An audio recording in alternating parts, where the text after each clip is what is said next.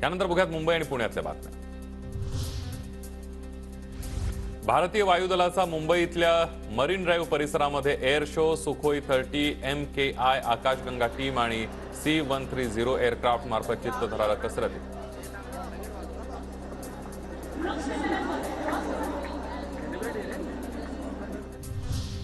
राज्यामध्ये पुन्हा उडहुडी, मात्र मुंबईमध्ये तापमान वाढ झाल्याने नागरिक त्रासले।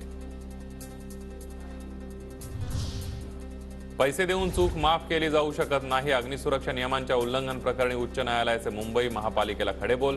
बोरिवलीतील इमारतीच्या तांत्रिक वाहनतळामुळे आगीच्या संभाव्य धोक्याबाबत ताशेरे। मुंबई पारबंदर प्रकल्प म्हणजेच अटल सेतूचं शुक्रवारी लोकार्पण। शनिवारी सकाळी 8 वाजल्यापासून सागरी सेतू वाहतुकीसाठी खुला झालाय। या सागरी सेतूवरून तब्बल 8164 वाहनांनी प्रवास केला।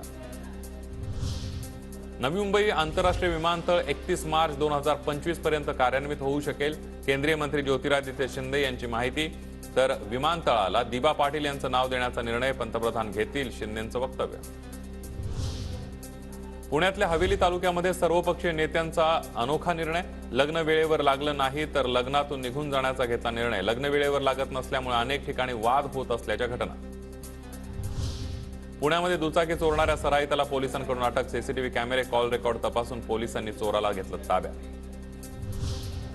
पुण्यातील पिंपरी चिंचवड शहरामध्ये महापालिकेकडून 200 मिळकती जप्त।